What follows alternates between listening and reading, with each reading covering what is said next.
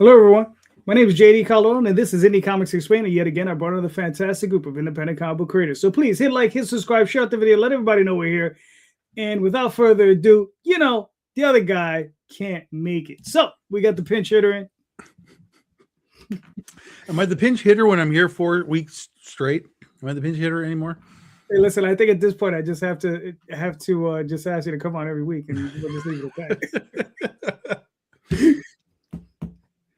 Tom Hutchison, writer, publisher, art director, all things Big Dog Inc. It's victory weekend. Chargers took down the Cowboys. I don't know what that means, but okay. Four straight wins. Let me just say, the bandwagon has no seats, everybody. Stay off of it. It is not for you if you have not believed until now. All right. Well, you let me know when you win some money. All right. What's up, Mark?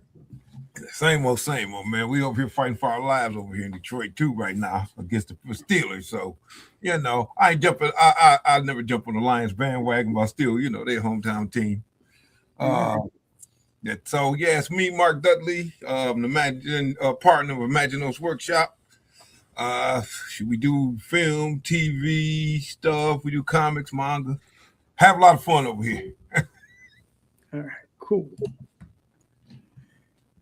Jeff, everyone, doing great. Let's see. I'm Jeff Lilly. I'm also a member of Imaginos Workshop.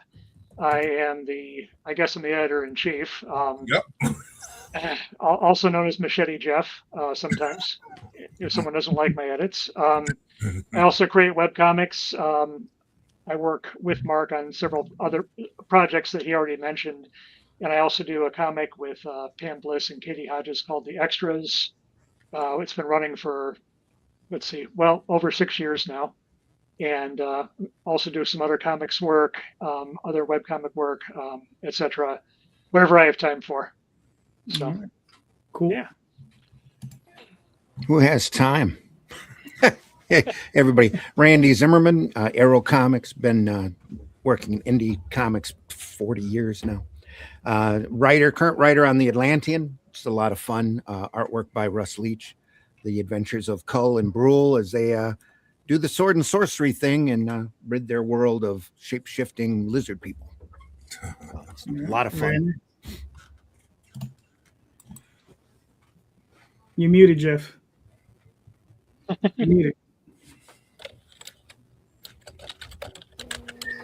I am Jeff Haas. I don't know when I'm muted, apparently. I'm recovering from the flu, so I just want to apologize right now if I kind of seem out of it. But anyways, I'm the writer-creator of Malik Running Devil, about an angel sent by God to kill the devil and then becomes the new devil and seeks revenge. I'm also the host of the First King Stars podcast, which I think I mentioned the last time I was on the show, so still doing that. So that's me. All right, cool. Just to let everybody know, Dee Rosario, who's one of the normal co-hosts with us, isn't able to make it tonight. So anything you have to say bad about him, please do. Just let everybody know how terrible that guy is, all right? So, even if you don't know him, just say, all right? So listen, I'm pretty sure everybody saw the show question. So the question is it obsession, desire, or ego that drives you to create? And to make comics. So which one is it, gentlemen? Right? Is it ego, desire, or obsession? Right? And I believe Jeff Haas is in the hot seat. So all right. I kind of feel like they're all interconnected, aren't they? I mean, the desire, part of the desire is from ego, part of the desire, is all part of the creation process. But I mean, there's always ego involved. If you didn't have ego, you wouldn't be trying to do this because you wouldn't think you're good enough. But all of it is some level of desire for praise from those we don't know to make us feel valuable. All right, but the thing is what's your main driving force? I like to go with. I like to think it's desire, not ego. But I like to think I'm going to go with desire. Hopefully. All right, that's fair. That's cool. Randy, what are your thoughts? I'd like to think it was desire as well. If it was ego, I'd go someplace else. Or an obsession. Well, maybe it is obsession. I don't know. I love comics, so it could be that as well. But I've told a lot of people, especially lately, that I'd rather be read than rich. So it's a desire to be read and enjoyed, entertained. Very nice. Very cool. Mr. Lilly. I'm going to kind of be a weasel about this. I'm going to say about 10% ego, 45% for the other two. The bit of ego, like everybody likes to have a little bit of validation for the work that they do, but most of it is just it's a combination of obsession and desire because just the drive to create that thing inside you doesn't let you rest until you get something down, and the obsession comes in when the little gerbil starts cranking in your skull and you can't sleep at 3 a.m. because you're rewriting dialogue and you're trying to scribble things in a notebook without looking, or you're trying to hit the voice recorder and piss off your wife while she's trying to sleep, things like that. That has to be the obsession part, but it's all of that, and I can't stop, and nobody else here can either. So that's why we're all here. All right, cool. Mark. Oh man, again, it hits on all 3 parts. The ego to not want to quit in anything, the obsession, just the love of the doing comics, and the desire to see this world that I've created come to fruition. And I'm as much of a fan of the world as I am a creator. So I think it's parts of all 3. All right, cool. Tom, what are you thinking? I love a show where nobody's honest. I love that. It's fantastic. We all know it's ego, guys. We all know it's ego. 100% ego. We're presenting something that has never been seen before. We want everybody to dig on it and allow us to keep making it and so on. No, I joke, but I think there is more ego to all of this than a lot of people realize in the creative sense. I'm not just saying in what we do, movies, TV, comics, like the creative sense. Like you have to have an ego to come into the space and believe you can succeed in any capacity. And then, then you go with Randy's thought process, which is I want people to read it. I'm not really concerned with making $1 million. I want people to read it and enjoy it. That's sort of the flip side of the coin is I think this is good enough. And I think you'll like reading it. Like those are the 2 things that kind of have to go together. And then the rest of it is how you make it. Your desire and your obsession. Yes, we all sit in bed at night and go, page 4, could have done that better. Whatever. We all overthink it and reset and come back to the computer again and let me do it again. But for me, it's squarely in the desire and the ego realm. I have a desire to tell these stories. Sure. That's a real thing. I mean, I wouldn't come back to the computer every day if I didn't want to tell the stories, but the ego side of it is definitely there where it's like, look, you should be reading this. I don't label Critter as the second best superhero comic book in the universe for nothing, guys. Like this that's the ego right at the top of the cover. So, All right, cool. For myself, I consider it obsession because I don't think I don't think I would have done it as long as I have if it wasn't. You know what I mean? Like I'm like, I started a book in 1992 called Dreamweavers, right? And that monkey sat on my back for so long because we only got it to the 3rd issue, and that monkey sat on my back until 2 years ago. I said, "Screw it, I'm gonna finally do it." Scanning all the old pages, fixed them all up, re-lettered the whole thing, got them all colored up, and now they're up on Kickstarter. I mean, if that's not obsession, I don't know what is.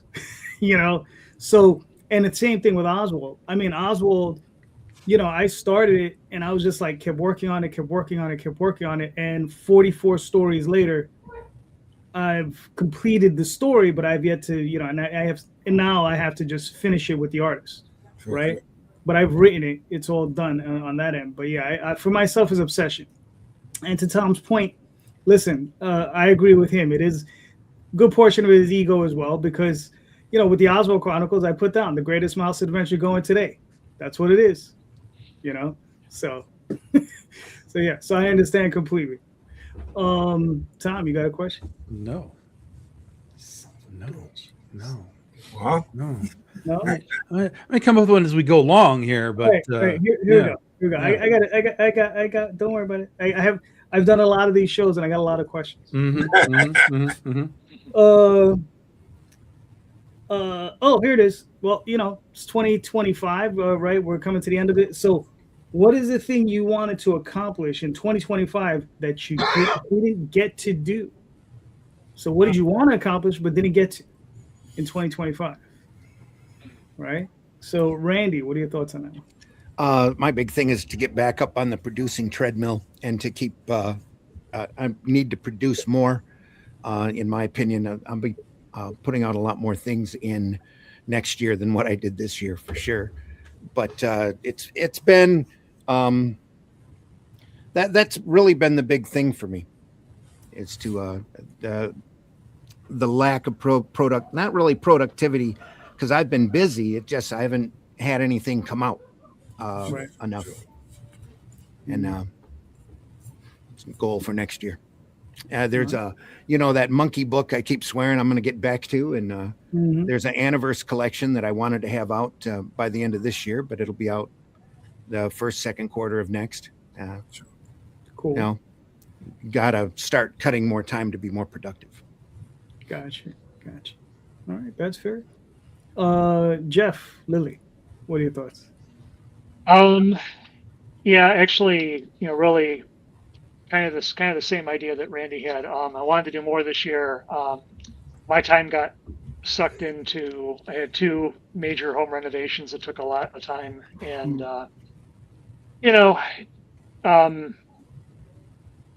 life really kind of got in the way this year. All the stuff I had to do so that I can keep producing comics. But on the other hand, we kept doing. We kept up our page a week on the extras. We still haven't broken that streak. That's good.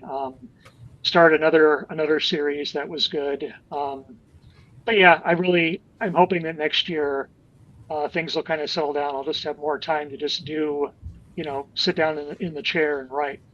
That's really what I want to do more than anything else. So. All right, cool. Mark, what are your thoughts?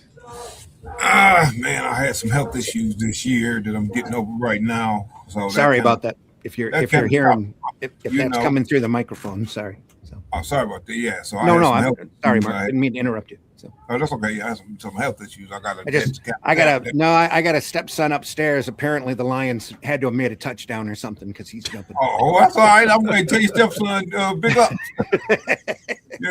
But yeah. So I had some health issues. I had to kind of tamp down, and I haven't gotten as much Judafist done as I really wanted to, because I wanted to get chapter 2 done before this year was out. And I'm working on the screenplay that, hopefully I can get done, at least the vomit draft before the year is out, so me and Jeff and them can kind of go through it. But beyond that, we got a lot of stuff done this year, a lot of housekeeping stuff we got done this year. So, that's about the extent of, what it is I wish I had got done. All right, cool. Jeffrey, Haas, what are your thoughts? Well, 2025 was rough. I had a goal to release the 3rd issue of Terminus, the NFL Terminus I was planning on, but money got in the way, so that's being pushed to the end of this year. Well, not the end, well, maybe mid this year, maybe June or July. So, yeah, so this year the goal would be to release Malik, Running Devil number 3, End of All Terminus number 3, Nightmare Patrol number 5, and get it all done hopefully in the next 6 to 8 months. So those are my goals now. Pushed back from last year, which was a year where no Kickstarters or comic books were produced. Okay. Tom.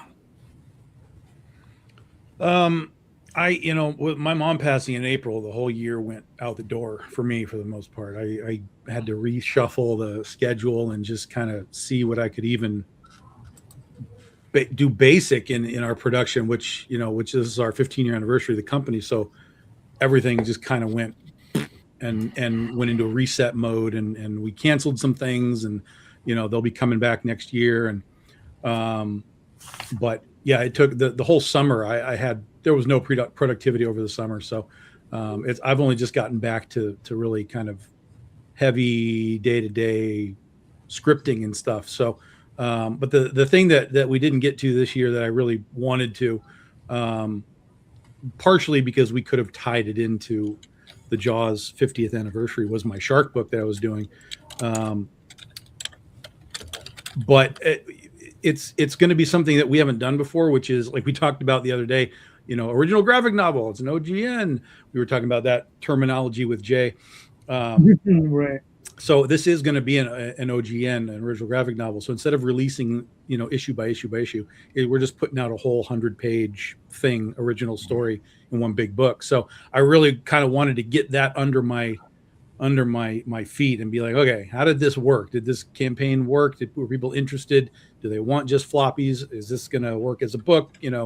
Let me put this on the table at a con next year and see what the reaction is there. So I really wanted all of that to kind of roll into next year when we start doing our cons again. But it is what it is, and we'll just have it for next year and do our experiments then. All right, cool. Damn, what didn't I accomplish this year? I know there's probably like 8 or 9 things. But I jokingly say that I probably didn't do enough Kickstarters this year, even though I did 11 of them.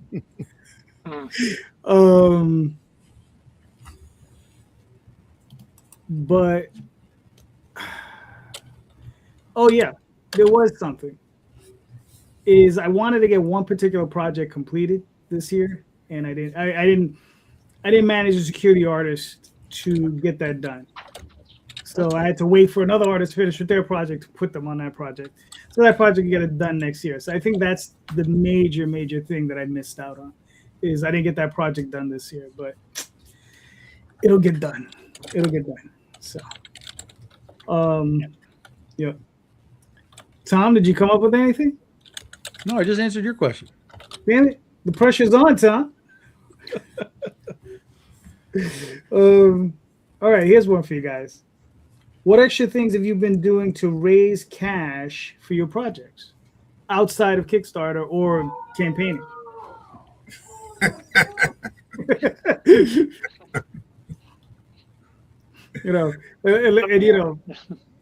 Anyone jump in or? Oh no, Jeff, you're up. I'm up. I mean, to be honest, really, nothing at all, really. That's one of the facets I really want to start exploring is things like Kickstarter, formal fundraising.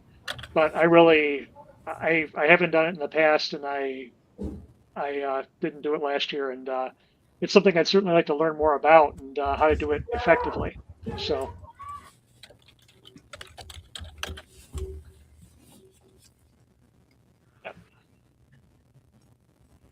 All right. Yep. Was it? Sorry. Yeah. No, that's all right. No, I heard screaming in the background. I was like, okay, somebody's tripping. Nah. Let's see what happened. Yeah. I really love my stepson's enthusiasm over his sports activities, but he does get carried away sometimes. So Gotcha. like I said, He's our play for the game though, so tell him big up again. There you go. Yeah. So, Mark, what are your thoughts? Working. That's all I ever do. Jeff will tell you that. Yeah. Work, and more work. I work that. I do work IT, and I funnel some of my savings into doing comics and producing books. That's it right now. I'm gonna start going back to Kickstarter a little more though. Yeah, I mean now that. Oh yeah, Mark. Maybe you can tell them more about Imaginos Workshop. We incorporated this year. So. Oh yeah, definitely. Yeah, we incorporated this year, so we're saving. I guess that was something fiscally responsible. Right. We're saving our pennies and giving it to the corporation. Yes.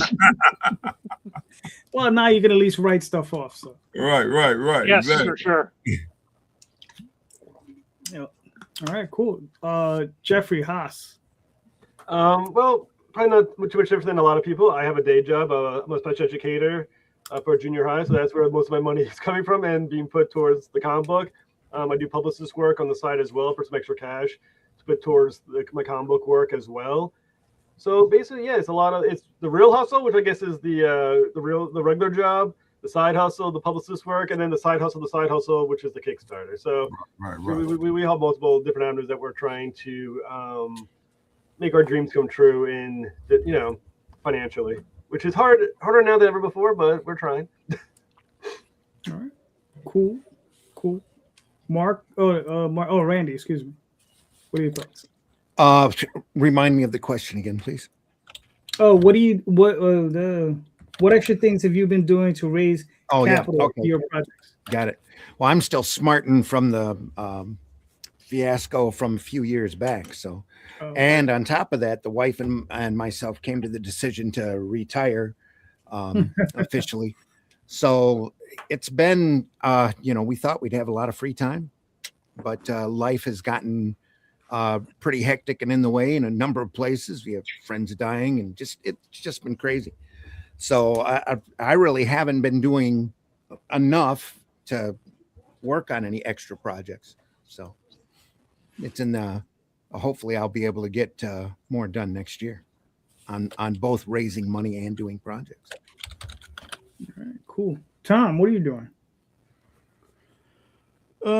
Really just normal for me. I don't do anything but comics. So it's all everything I do revolves around selling what I do. The comics that I make. I sell other stuff too. Like I buy collections and sell that as well. But everything is within the realm of making and or selling comics. So it's, our Kickstarters, generally speaking, will always pay for themselves, and that keeps us just moving on down the line each time. But then, we've got extra books here and there. We make convention exclusives when we do cons. So, we're doing cons to make some cash, raise awareness for, what we're doing. Of course, we have an eBay place. We have a web store, bigdoginc.com, and all our stuff's available there. So it's about kind of keeping active in the selling channels of places, just to kind of, maintain some awareness, for people that whether they know you or whether you're tapping, on new shoulders. I sold a whole bunch of new stuff to new people on eBay the last month. I got a whole bunch of orders, and I was like, oh, all right, this must be this guy, because it was all Critters books. So I was like, oh, this has to be this Critter buyer. And so I went to go ship it, and it was like, who the hell is this guy? So somebody new had found me somehow, and had bought a whole bunch of Critter books. So that's always awesome when it's a new name. Yeah, that's it. We just kind of keep trying to, whenever we get new stuff, make sure it's on the website, make sure eBay gets a piece, put it on our live Facebook sales, all that kind of stuff. Yeah, so that's Mark Baum, who just chimed in. Ostravaganza is the Oz festival that I get invited to every year in June. You guys always hear me talk about that. Cool. So that's Mark. He runs the show, the festival, but also the All Things Oz Museum in Chittenango, which is where L. Frank Baum was born. He wrote The Wizard of Oz. So they do a big Wizard of Oz festival every year, and 20,000+ people roam through for the weekend, and it's good. Be a blast. That's cool. All right. Yeah. Cool. All right. Nice. I mean, for myself, I've been doing the eBay thing. I've sold a very tiny portion of my collection on eBay. And what's funny is, if I've sold 20 books, I've probably purchased another 200 or 300. Right. So it's like, Yep. damn it, I'm doing something wrong. So, yeah. So I don't know exactly. Always a thing. You're supposed to be going the other way, Jay. Yeah, I know. I have too much stuff, and it's just like I'm trying to sell some of it. It's just, but at least the things I put up to sell, so, which is good. You know what, guys? Yep. So let's do this. See, as Jay's not here, we can actually talk. Like adult.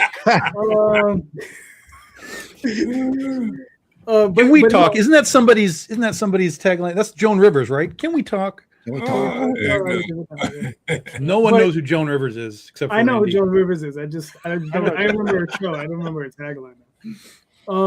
You know, Arsenio Hall, the hoo thing, whatever. That's the only one I remember. But you know, I mean, tell me about, you know, your favorite project that you're working on now, right? Like, what's that? Like, what's your? All of us are working on various things, right? But what's that thing that's really pushing you, right? Like that keeps you up at night. You know, somebody talked about, you know, the obsessive nature of this, right? But what keeps us up at night, right? What is that thing that's really pushing you? And I want to hear a little bit about the story. Like, what is it about that story that's really driving you forward, right? You know, character, story, world building. What is it? You know? So yeah, Mark, you're up. Oh, man, Oh no, wait a second. Was it Mark? was it Mark? You got another Mark? No, I think I skipped over Jeff. Jeff Lilly, you're up. No, You know, I did the money one. I mean, I'll start if you want me to, but Oh, okay. Oh, so I it's did the Mark. money All right. answer. It is Mark's turn. All right, Oh, Mark. geez. All right. So, look, I've been working on Judafist for a long time. It's turned from superhero comic to sci-fi comic because I just thought it was more interesting as a sci-fi comic. It drives me, man, because again, there's a lot of things that need to be said in that space that I think I'm saying. You know, from a Detroit standpoint, from a critique of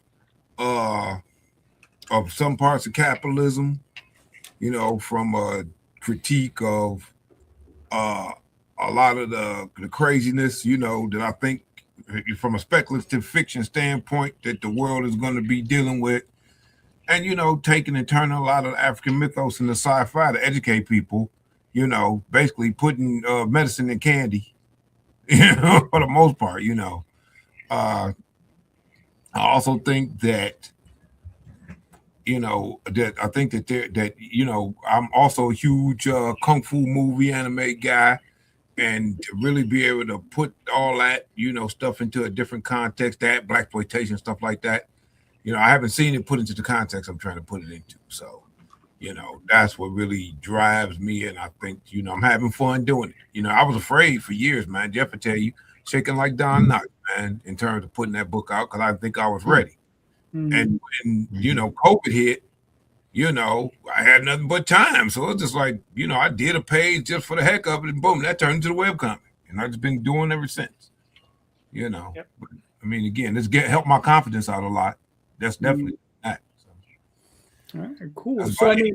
I mean, you know, so you're drawing the page. Are you writing those stories first, and then Yeah, illustrating them? first we do stuff in script format because again, we screenwriters too. So Mhm. we use a ancient software called Celtex. We discovered through a friend of ours back in 2010 or whatever, 2009. And the thing with Celtex back then, Celtex has a comic template on it. Mhm. Yeah, comic template, right? The new Celtex doesn't have a comic template. First it was a desktop software, then it went to a online software, and some of our other studio members use it. It doesn't have a comic template anymore, so we keep a copy of the old one because it still has a comic template and the screenwriting template too. So it's, you know, makes things a little easier. All right, cool. And real quick, like, what's the overview of your story? Like, what are you doing? Well, it's about this guy, man, that is a bioweapon from our time who wakes up in the future, finds out that he has the three descendants in the form of these niece and nephew that are orphaned. And when he wakes up, he finds out that the guys he was battling in our time are actually the world power behind the shadows, you know, in this time. And they're looking for these kids, man, because they figure, hey, we couldn't turn him, we'll turn them. And it basically breaks out from something that happened like 50,000 years ago. You know, with these aliens come here, and all the entire galaxy, whatever, got human beings in it. Mhm. So one group of human beings gets ready to ascend to their next level, so they had to teach the other group of human beings. Right.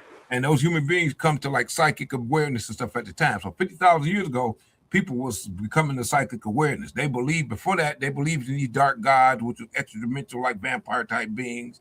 And then when they became psychic, they realized that these guys were frauds, and so they kind of banished them.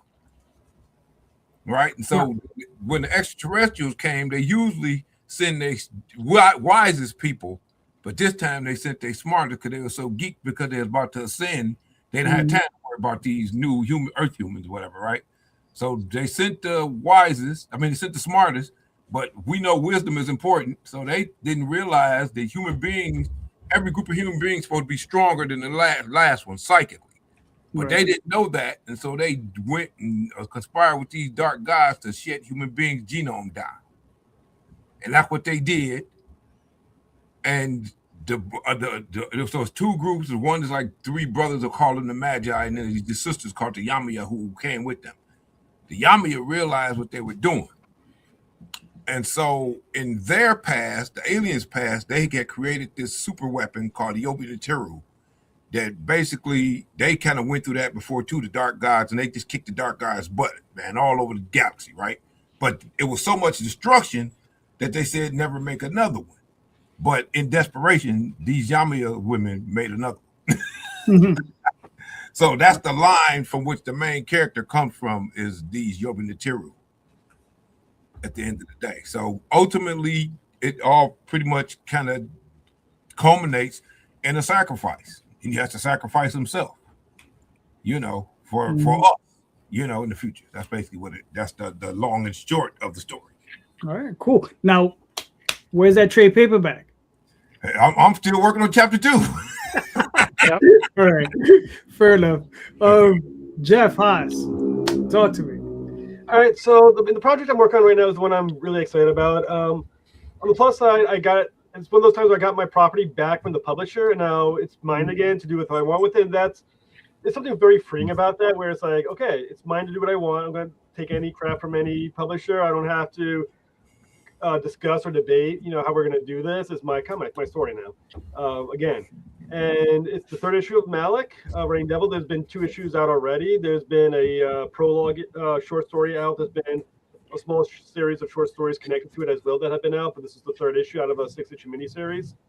And I'm telling you, I'm so excited. It's because I think it's, at least in my opinion, gets us where ego comes in. I feel like the writing has like this elevated writing style to it. The narrative is intelligent. The action is very hardcore in that kind of like 90s image kind of way as well, which kind of a nice mix. I think the character of Malik is interesting character where he's both, in my ways, almost sort of like an angelic John Wick, in other words, he's a character of extreme focus. So he is he's more introspective, I think, than Wick is on some level. But he's very focused, he's violent, he's angry as hell at his creator that he feels betrayed him. So basically the storyline in a nutshell is that he was a loyal angel of God, or one of God's wrath on earth. He was sent to hell to kill the devil, to kill Lucifer, which he does. However, the trick is once you kill the devil, you become the new devil. So by doing what he was told, he's now sentenced for the rest of his existence in hell as the new devil. And that kind of sucks. It's not fair, and he didn't ask for it. He did what he was told out of faith, and he was proven to have been, I don't know if betrayed the right word, but at the very least, he realized that he now has an eternity of suffering because of what he was told to do.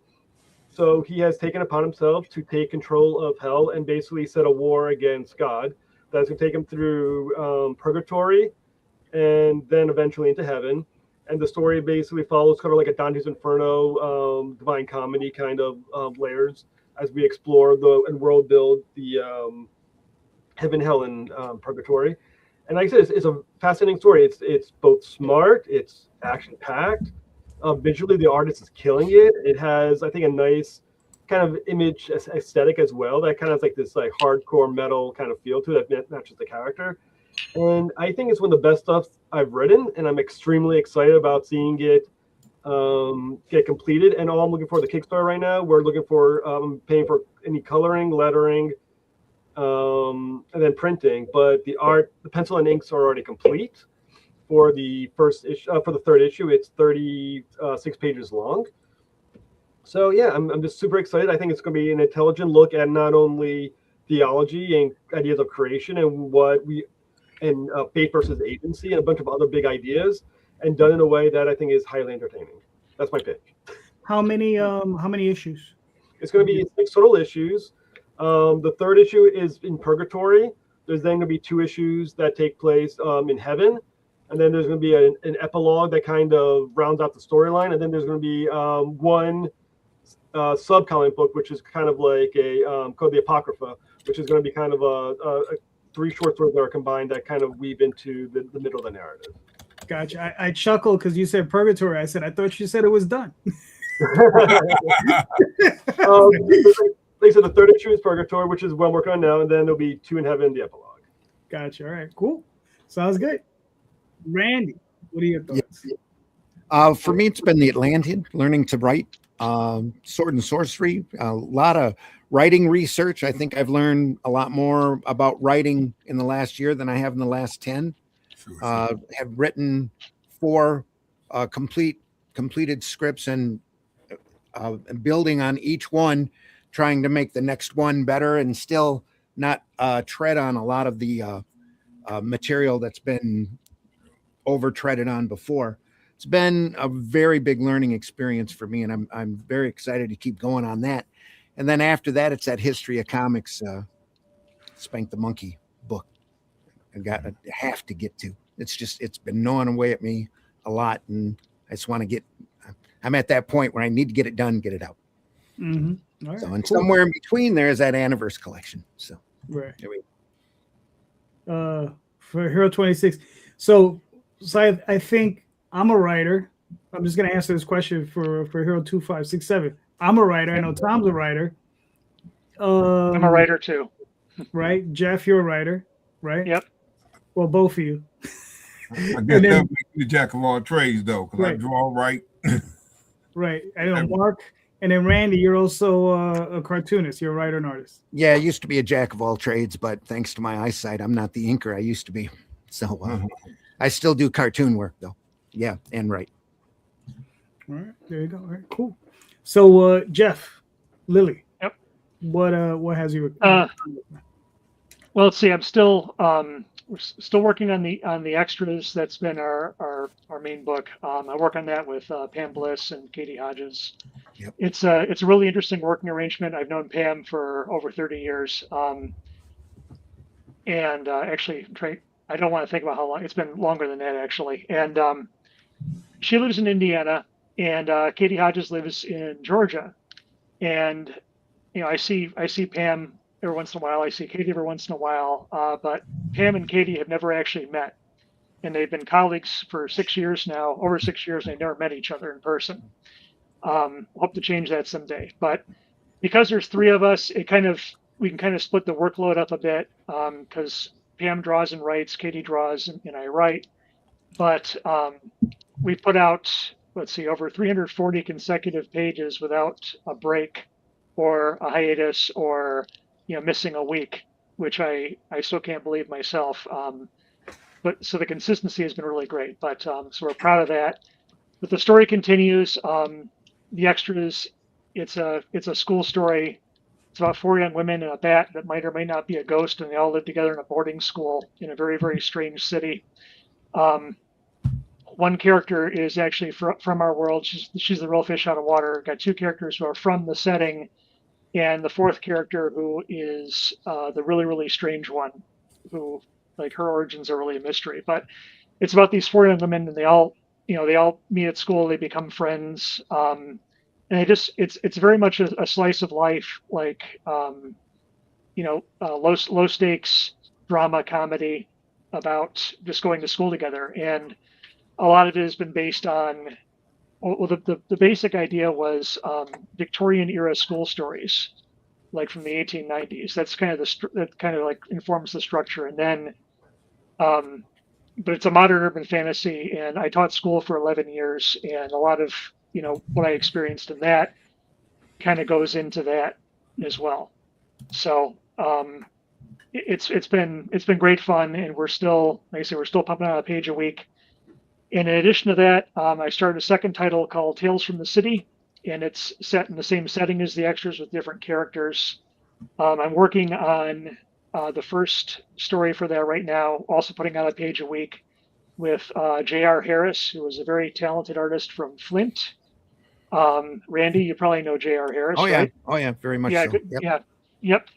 And yeah, he's doing fantastic work. And the second story is going to be with my friend Pevfiz, who is a very talented writer artist out in Oregon. And I have a couple more stories lined up, and that's just going to be kind of like an ongoing anthology. So it's nice to be able to sort of step back and tell different kinds of stories with different characters in the same setting and really kind of explore it. Let's see, I'm trying to think what else. Those are the two main ones. There's a bunch of other little stuff going on too. So. All right, cool. And when are those trades coming up? Well, let's see. What we do is basically we keep putting out pages until we have enough to put out a book. And so far we have 4 volumes. Okay. The fourth one came out earlier this year, and it's the thickest one yet. It's over 100 pages. And Nice. altogether, there's a lot. And we're hoping to, since the end of book 4 was a major cliffhanger, we're hoping to put on an omnibus edition of the first 4 volumes next, which is why I'd like to learn more about Kickstarter. All right, cool. Yeah. Let me know. I'll probably be Yeah. online. Cool. All right. Nice. Thank you. I like it. Tom, what are you thinking? Because you got there's really 3 series right now that I'm really kind of powering into. We have multiple series, but 2 of them have been going for a long time, and one of them we're wrapping up next year. So this year, or not this year, but next year, we have all of this, The Legend of Oz. So it's 15-year anniversary for this book next year.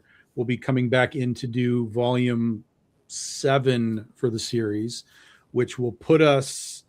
I'm kind of estimating that this will be roughly a 10, maybe 12 volume series, and it's done. So we're roughly halfway, maybe a little more, depending on kind of how I want to deal with it. But because we have so many series, we kind of have to take a year and focus on one, and then it gets set aside while we do another one, and then we come back to it a little bit later. So it's taken longer than when we were doing these things monthly, obviously. So next year is big focus on Oz, which, for those that don't know, it's called The Wicked West. It's a Western reimagining of The Wizard of Oz. So instead of ruby slippers, Dorothy's got ruby spurs, ruby bullets, Toto's her horse. There's Toto back there. The first book is basically an adaptation of The Wizard of Oz that we understand it. Dorothy comes to Oz, sees her friends, goes to the wizard, defeats the witch, all that kind of stuff. It does have all the Western twists that we put into it, but then it has an ending that is our own. So it allows us to keep telling the story in a way that isn't, from that point on, is not direct adaptions of the 14 bomb books. We just kind of take those books as like, okay, that exists. How do we want to use it to tell our story as we kind of move in and out of his bullet points? Search for Ozma, the battle with the Gnome King, whatever. But in those bullet points, we're telling the story in our own way, modifying the characters in our own way. The ruby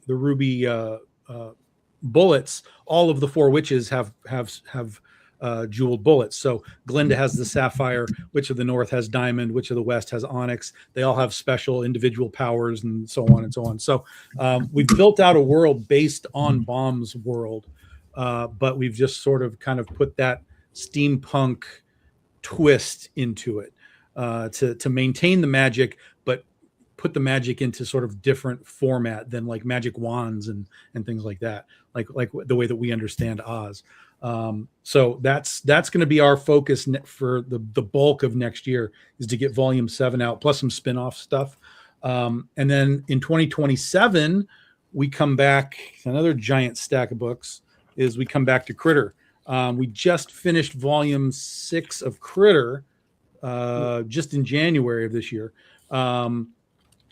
And Critter is just, this is what I started with when I did comics. I didn't know how to write a comic book, but I felt like I understand superheroes because that's what I grew up with. And so I was like, well, let me figure out how to write a script through a genre that I feel like I understand. And so Critter is, like it says on the back, secret identities, fantasy costumes, utility belts, guest stars. It's everything that I understood a superhero book to be, blended with, you know, science fiction of time travel and parallel dimensions and all that kind of stuff. So so throughout the whole series, we've been kind of talking about you know, this what has been dubbed the Critterverse. What is it? How does it work? What does it mean? And so when we got to this final volume and we kind of wrapped up this volume 6, we finally got to kind of take that final step into what the Critterverse is. What are all these parallel versions of Critter? How do they work? And so we have this parallel universe. We have like this multiverse that everybody kind of has nowadays. But our multiverse works differently than the rest because for us, spoiler alert, for us, when our two universes get too close to each other, instead of them still existing and palling around and, you know, shaking hands and saying, hey, everybody, you can see these two characters, they get forcibly combined. And so at the end of this book, we have a combination of the two that leads us into the next thing. So we kind of get this sense of, you know, none of these extra characters that we've seen, like Catnip and Catgirl from Mars and so on, they're all these extra characters, but there's always going to be now this hanging sort of concept that any one of these could sort of forcibly be, you know, combined at any point, giving us another edition of Critter, but it all kind of comes to this one focal point. It doesn't go anywhere else. She's the focal point. So anytime one of these universes collapse, it collapses on top of her, and we get a whole new result out of that. So that's kind of been something that we've been building through the whole series, and now we get to actually play with all of those concepts, and that's what we're going to start doing in volume 7. All right, cool. Nice. I like it. You know, it's funny. I did something similar like that when I wrote Tenchi. So that has something to do with peaches and the residents of the universe. So no peaches. No peaches? Okay. I don't know.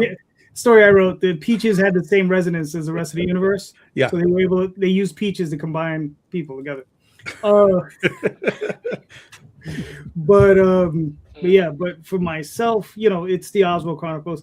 And like Tom, you know, I got a lot of these, you know, and so far it's only 7 of them, but I'm looking to release another 3 this year. And the thing with Oswald is, like, you know, I've said it before.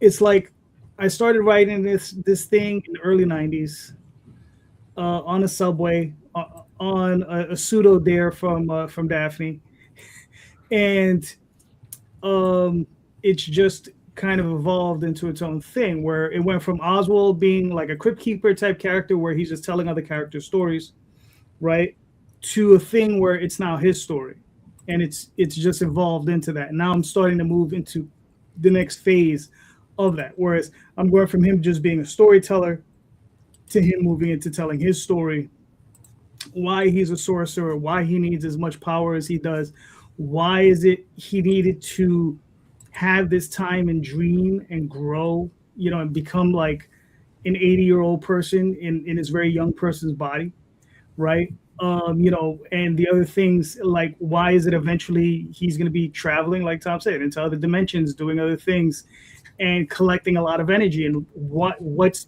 driving him to that, right? And what's his ultimate destiny, right? Because in the end, that's what it is. It's his ultimate destiny, what's going on. And then also, who were his predecessors, right? Like, why, like, what is the history and the germination of what he's doing, right? Was there a plan? Because there was a plan, and the plan wasn't made by him. The plan was made by somebody else. But he's a unique entity. He's a unique person. And, you know, he throws a monkey wrench in that plan for that person because he just had one job to do, and everybody tells him, just do your job, right? But he's like, no, I'm not going to do that. I'm going to do something different so nobody else has to suffer what I'm going through, Sure. right?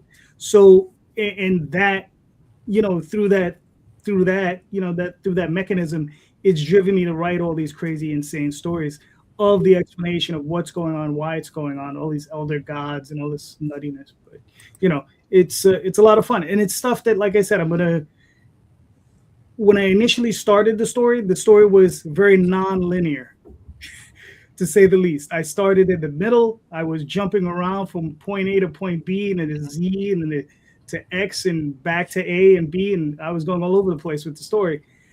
But for the second and third half portions of the story, it's all linear, and I wrote it all like that, and I'm going to be releasing it like that. So from this point up, for very, very soon, it's going to be just in one line. But it is probably another, I don't know, 15 trade paperbacks before that happens. Oh yeah. So it's I still got a time to go. So all right, so let's do something a little different here.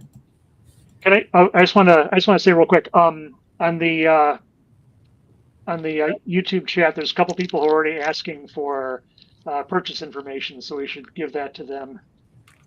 Oh yeah.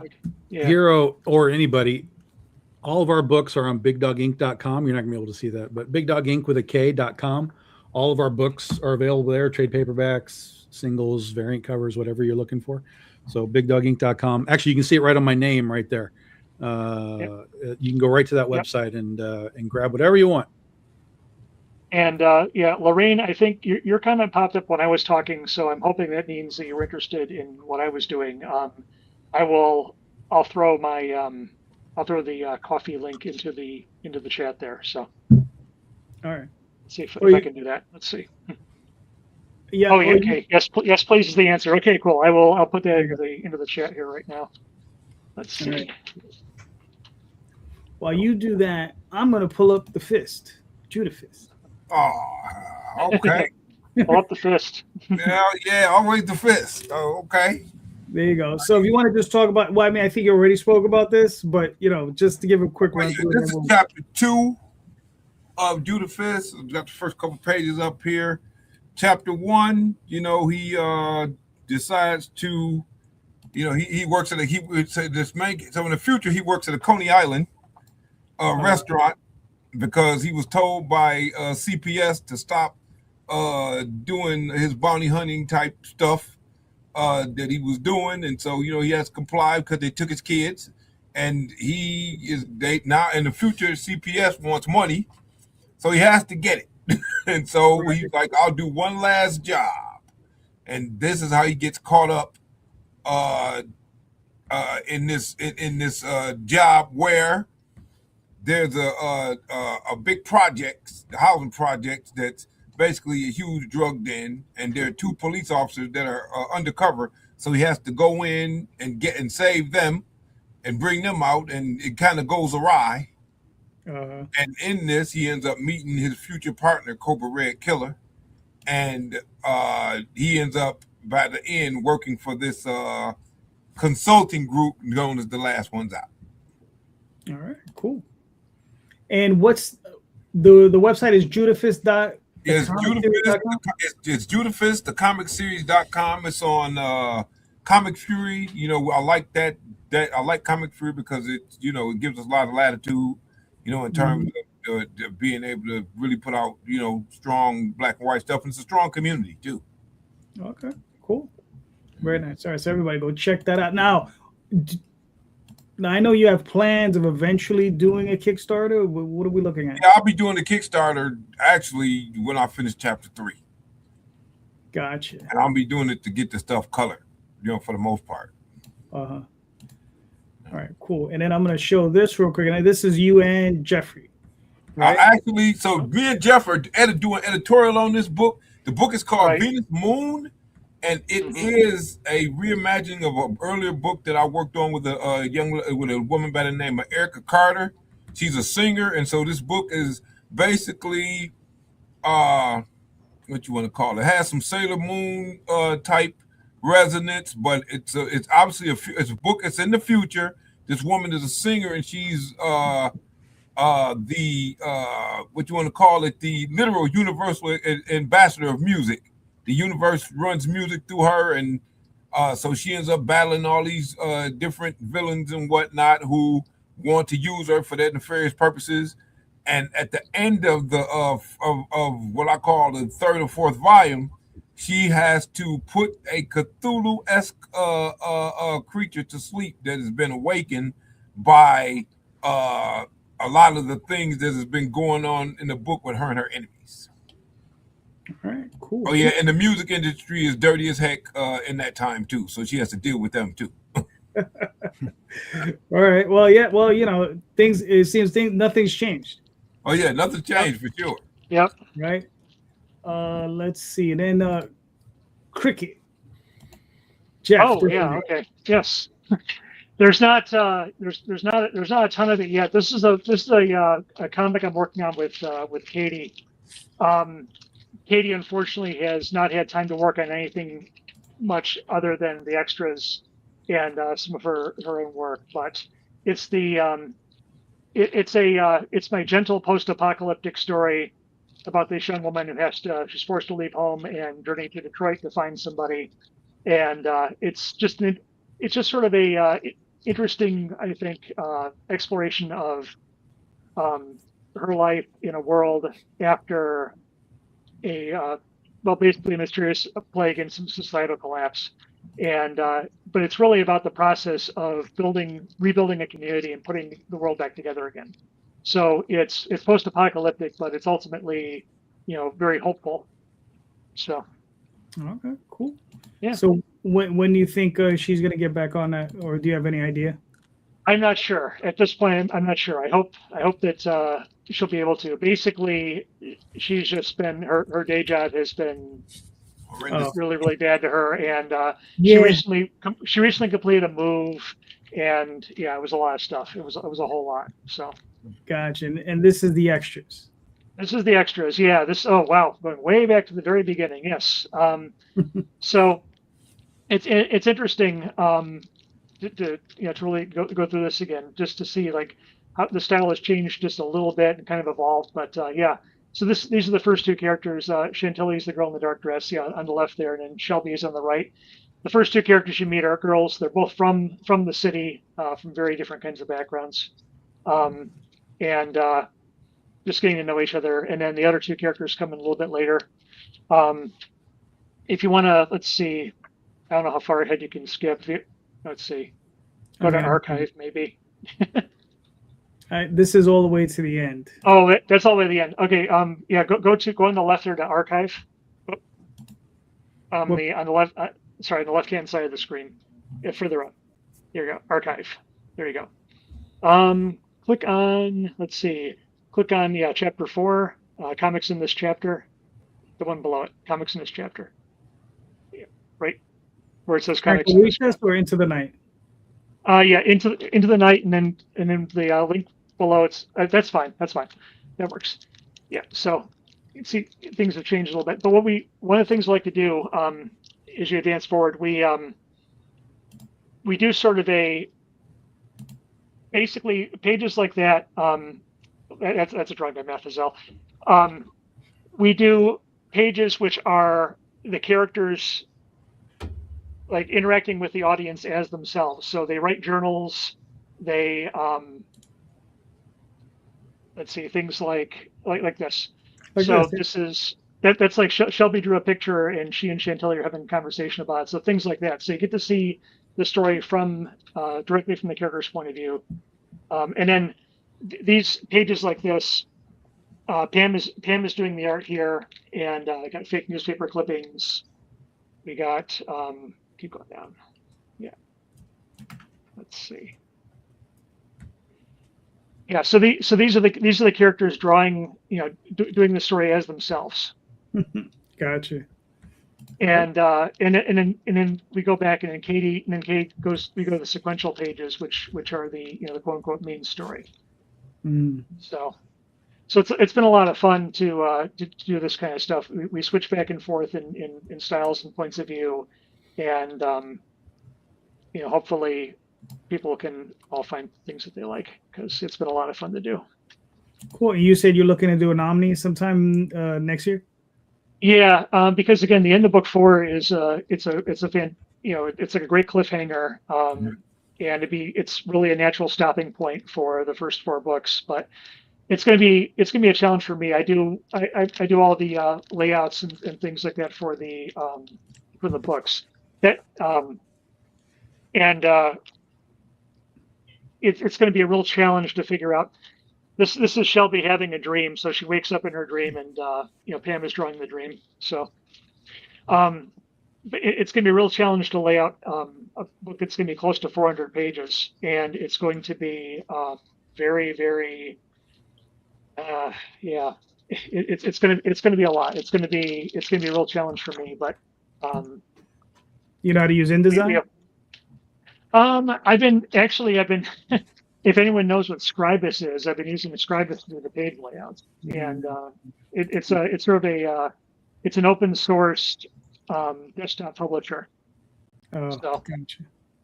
That's the 10 pages of Shelby's dream, and then we go back. Then we flip back to the main story. All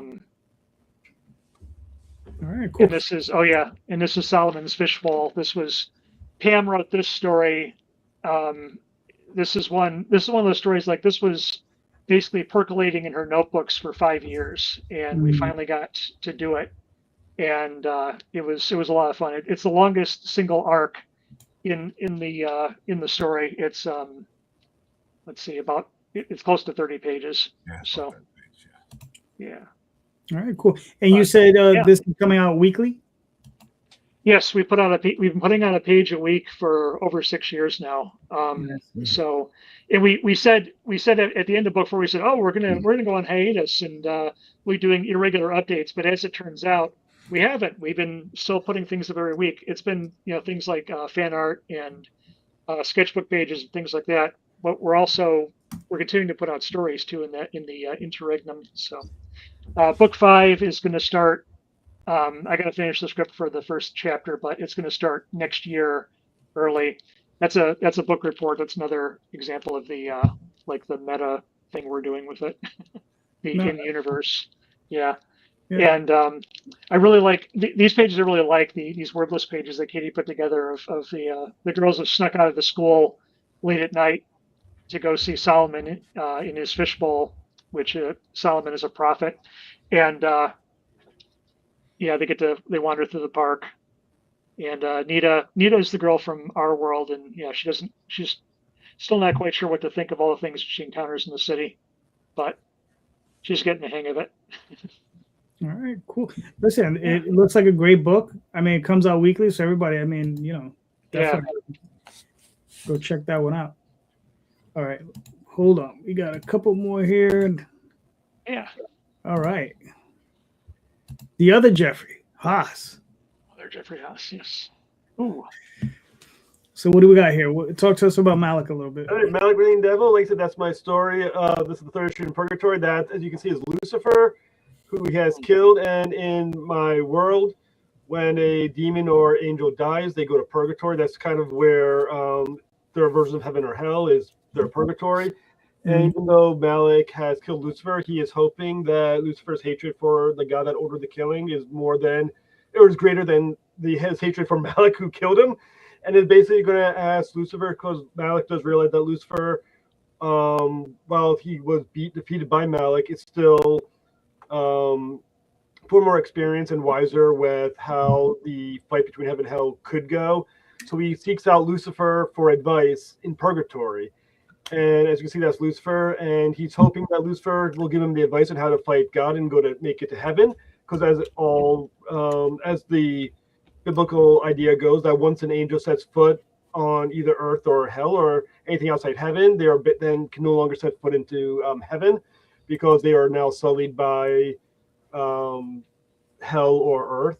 So he can't make it to heaven directly. So he is hoping that Lucifer has a workaround, and then we'll give him the advice on how to do so.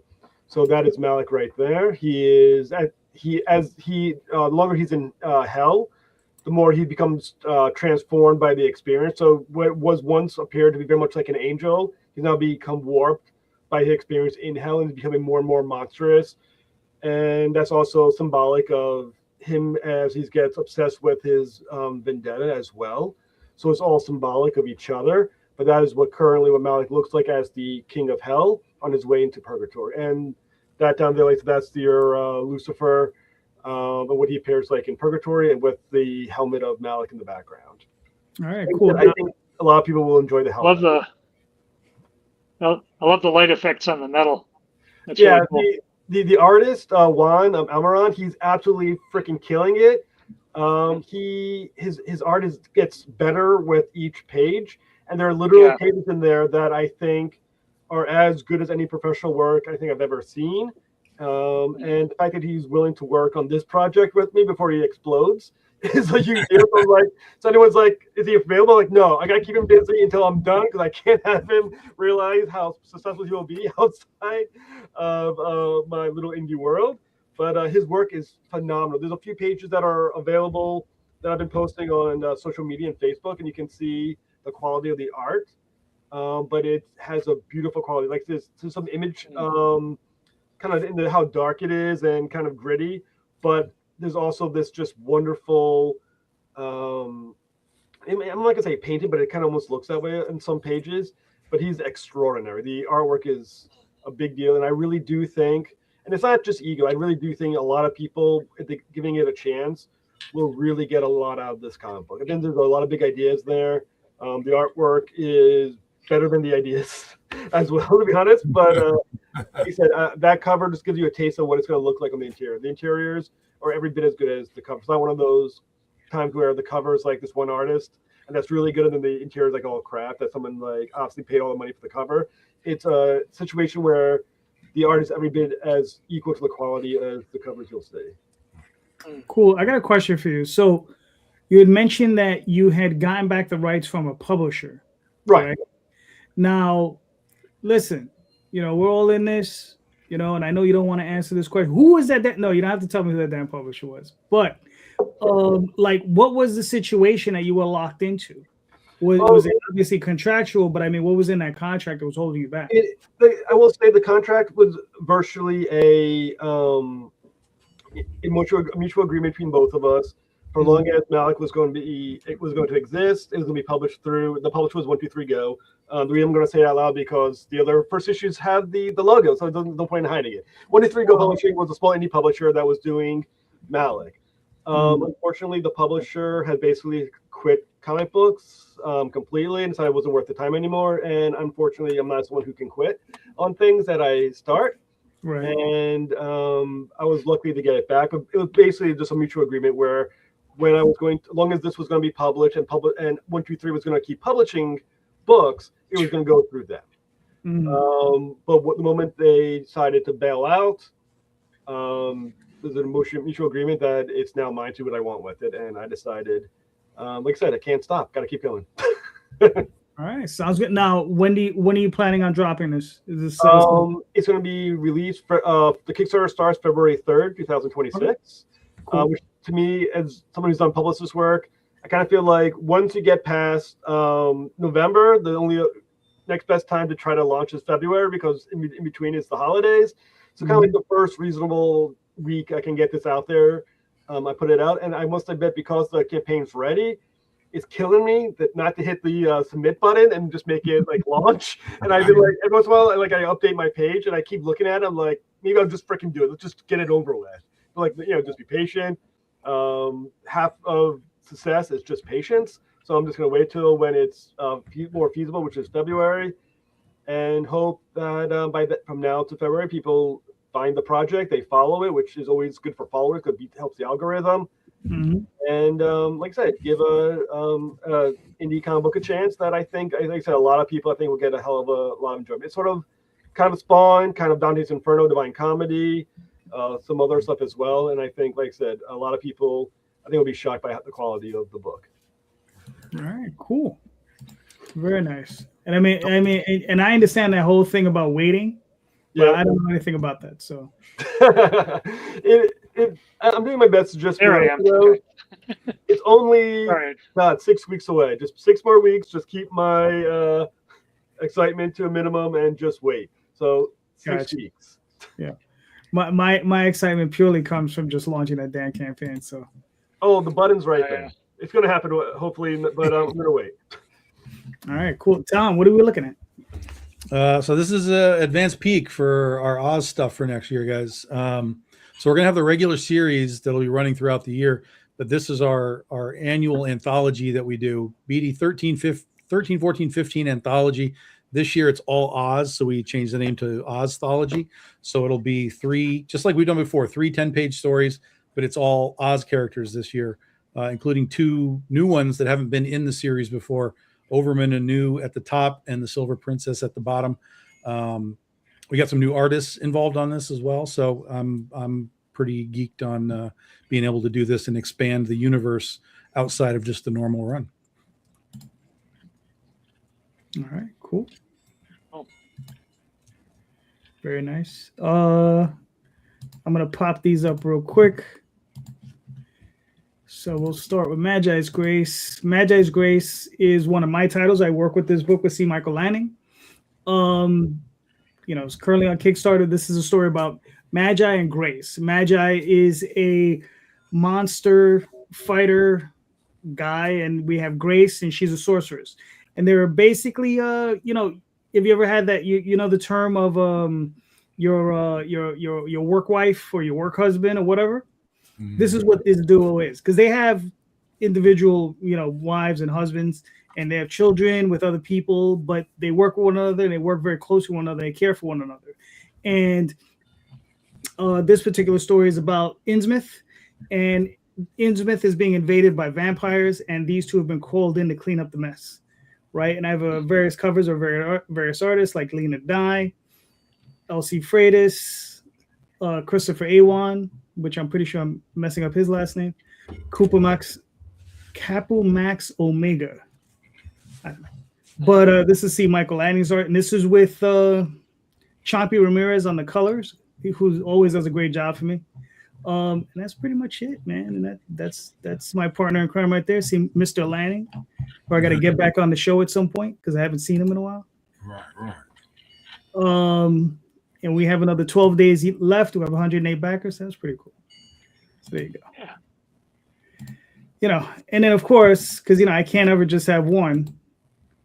I also have the Oswald Chronicles running, right? And this particular story is What My Eyes See I Cannot Tell. So this is the story of Oswald. He's telling the story of when he was in Dream, and he was an emperor.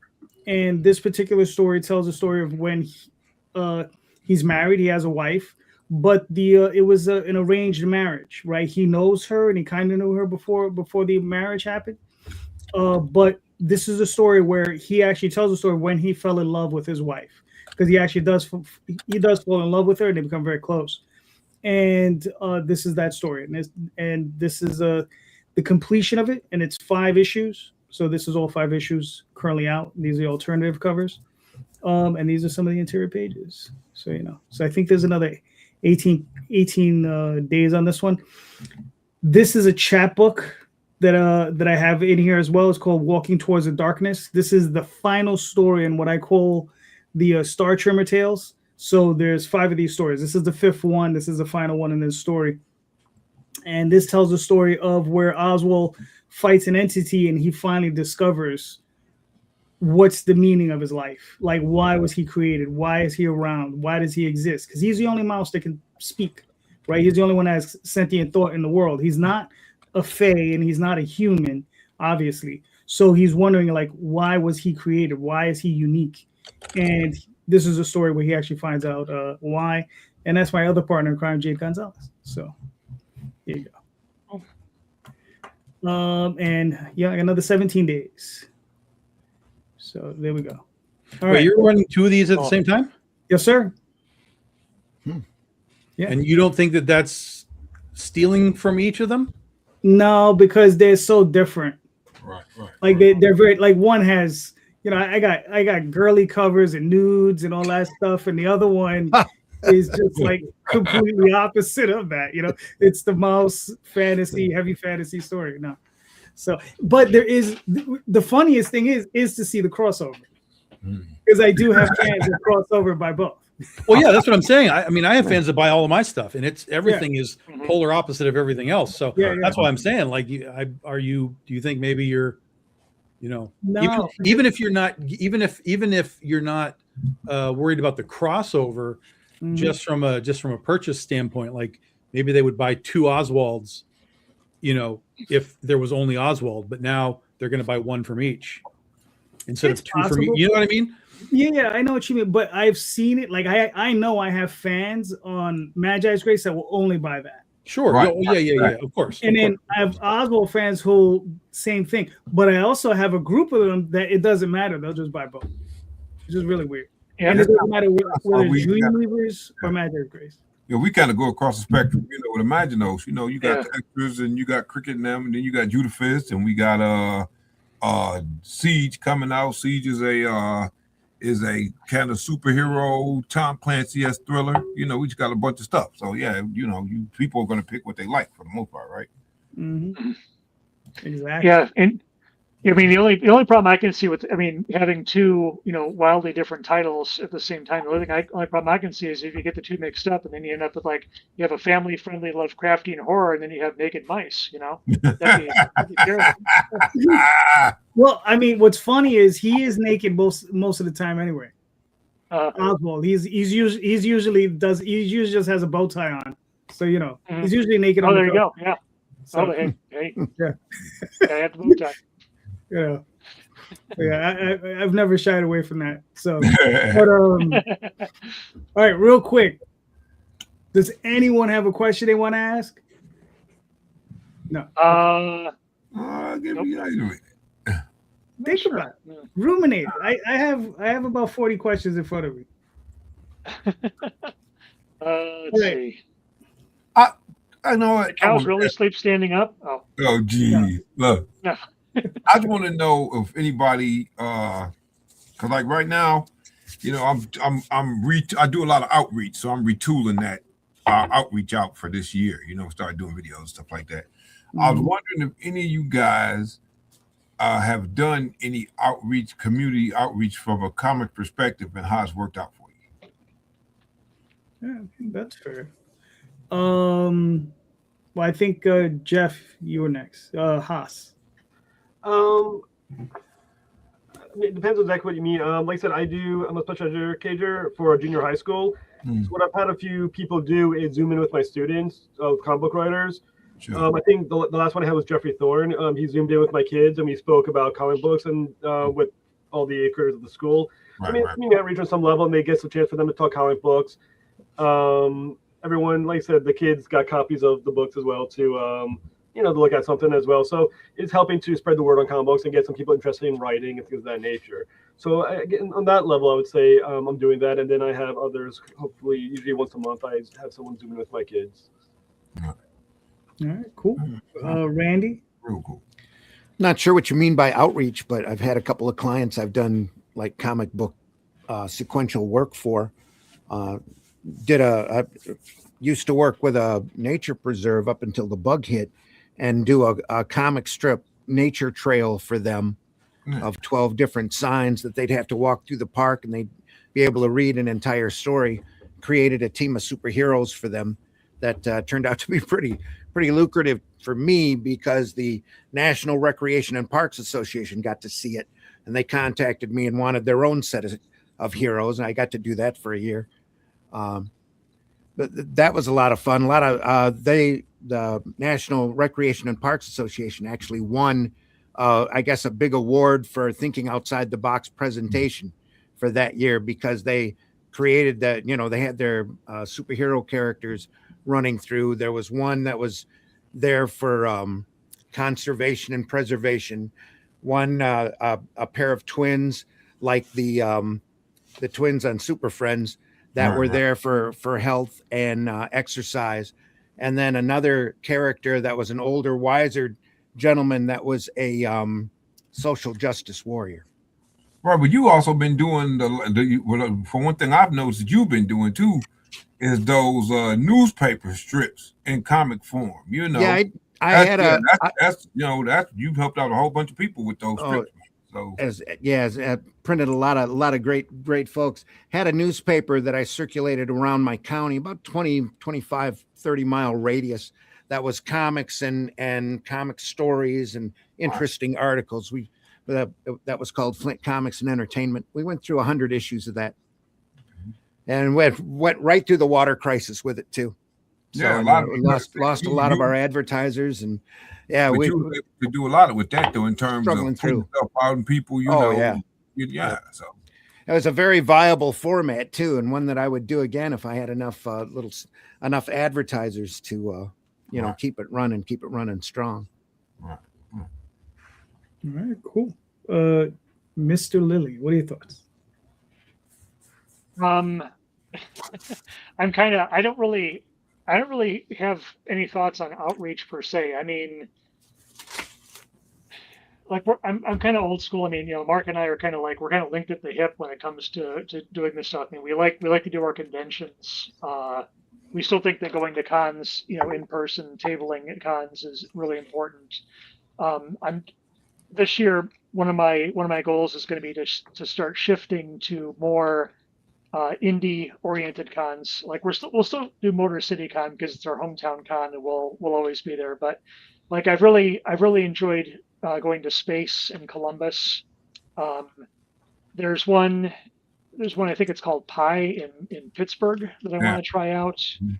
And of course there's all the other great indie Comic Cons that I would love to really do this year in addition to everything else. But Mark, we also hopefully we have some other con opportunities coming up with some other stuff we have in the pipeline.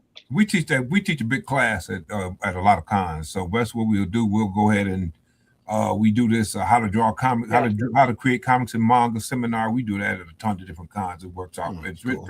Works out pretty cool. It gets we always have a standing room only house. And we get a chance to kind of tell people how to do it.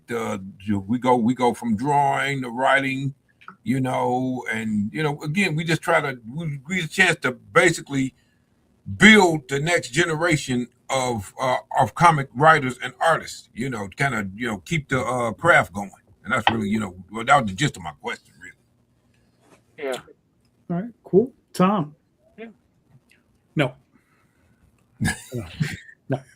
At least I should say nothing that's sort of outside the box, right? Like, I mean, in the past I've done like a library show, and I've done like podcast stuff for schools and classes, things like that. Sure. But the reality is none of that stuff really translates to anything beyond that moment, at least not in my experience.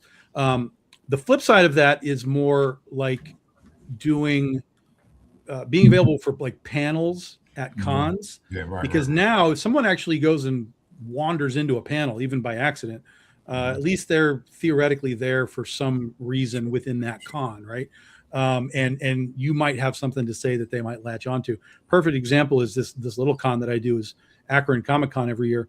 I'm a guest, and I've only done a couple of panels over like 5 years, but it's not because I've never wanted to do them. It's just for whatever reason, I just never did panels. So, but this year we did panel. We only have like 4 people sitting in the panel, but all of them were like engaged. All of them then came to the booth after we were done. 2 of them have become Facebook friends, and they're, following us here. So that you can see sort of that direct connect. Now, what you're talking about though, Mark, is a little different because you're talking about generating that next generation of people, of creators and stuff like that. Totally get that. There is value in that. You always want to sort of give back, Sure. but that's sort of giving back versus outreach to help. I feel like there's two things. You can reach out to give back, and you can reach out to help yourself. Hey, we need you to follow us. We need you to buy our books. Whatever. So I think there's 2 ways to do it, and each one kind of requires a different sort of skill set. And both of them are viable for sure, 100%. It's just a matter of, like, we always kind of talk on these shows. It's always ROI, right? Return on investment.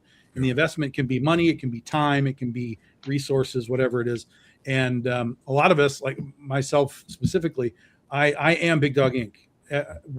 This is it. It starts here and it ends here, and in between are a bunch of artists that do a lot of great work.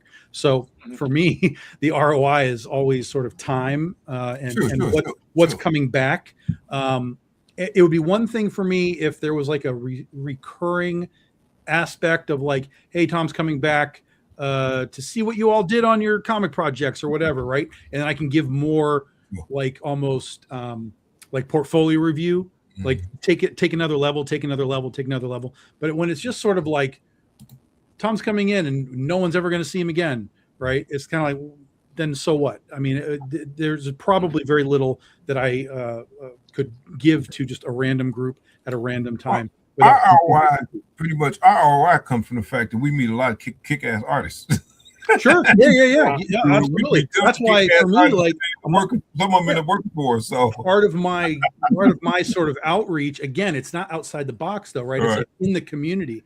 Like I will tell people at cons, like, yes, I'll do portfolio reviews. Like, come bring your work. I will talk to you about it. I'm always looking to hire people, and I'll look at your work. I'll tell you, look, you need to work on this. You need to work on this, or I'll be like, hey, you're ready. Like, let's go. Let me take you in. So, a lot of our sort of outreach in that capacity again is very specific. It's like Comic-Con time. It's those people are there for something. I want to help them with whatever that is. I've done that many times at cons to like kind of help talk to creators in the creative space. But a lot of those creators are sort of in the space where they're ready to go, right? They're old enough to understand what you're telling them. They have some aspect of talent and or money to put into whatever it is they're doing, versus talking to like 10-year-olds who are they're just in art class, right? It's not really gonna penetrate at that point.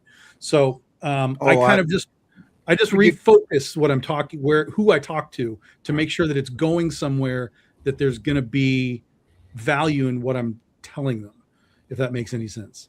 And then like for these shows, just as an example, for these shows, there's people online who will be like, nobody watches these shows. These shows don't mean shit. Nobody cares. I literally have an order on my website right now. And when someone makes an order, they can add a note to it. Like if they want it signed or whatever, it's just like, send a note, like whatever you need. Sure. The one that's on there right now was put in yesterday. And the note says, JD Calderon's podcast with you and another creator. So clearly this wasn't even like I was on a podcast yesterday. This was a show from like weeks ago that someone found, watched, and was like, I want that book. Let me go get that book. So these types of things, anybody who tells you that there's no value to this, let them go walk away. Because there is value. There are watchers. And if nothing else, guys, there's a community being built between all of us when we do these shows. We all know each other. We're all looking out for each other. We can all help promote each other. Even if it's just an insular sort of bubble, this is outreach for all of us, and we can kind of all feed off of each other in our own stuff too. Right. And on top of what you were saying, you'd be amazed of where just dropping those little seeds will come back and grow back at you. I know we talked about Josh Harris earlier. Last time I knew, Josh was teaching a comic book course at the Flynn Institute of Arts. Yeah. And I've taught a lot of cartooning and comic book courses after school for like latchkey kids. Right. And I've had kids come back at me, years up the line at a convention. Oh, I took your class when I was a kid, and comics just took over, and that I'm here and I'm drawing, and what do you think of my stuff? And it's just amazing to see that the return is there to go out and do that outreach and to try to spread that word of comics. That's kind of like about the obsession, what you asked for earlier. That's part of my obsession. And I want to spread this craft, man, as far as I can spread it, so. Oh, yeah. Right. Yeah, that's cool. For myself with that question, that would be this show. Right. That's my outreach. That's as far as it goes. Like you and Daphne both. Yeah. Right. Like that. Yeah, this is our outreach. Once a week. Come watch the show. And I don't know what question you have, but at some point we've asked it and we've answered it. So, we've asked a lot of questions. It's been a lot of was yours. Yeah, there's a lot of shows. You gotta go check them all out. Back and dig, huh? Well, Mark, if you don't mind, I'm going to flow right into my next question. Absolutely. Right. So, and this will go to the outreach part, right? Because this is more of a how to do things in this business type world that we're in. So, how do you guys deal with an artist who's either being difficult or has ghosted you, or who ghosts you from periods? Like they might ghost you for 3 months and then come back, hand you a few pages, ghost you, come back. Like how do you talk to that person, right? I work in management, right? And I deal with coworkers all the time. And I mean, look, I want to slap a chokehold on a person almost every day, right? Like just these sons of bitches, come at you with, every excuse. My dog is dying. My mother's sick. I'm like, your mother was sick last year, or they'll tell you, their mother died, and their mother died last year. How many of these do you have, right? So yeah, it's just crazy. But you hear every type of excuse. How do you deal with these people? How do you deal with these artists? They come up with all these crazy excuses, and how do you deal with the good ones, right? Let's start with the good ones. The good ones you don't got to worry about. No, I know. They're doing their thing. Let them shut up and let them work. If they're the good ones, but if they're the flaky ones, it's 2 words. Do we know what the 2 words are, people? Well, yeah. You're fired.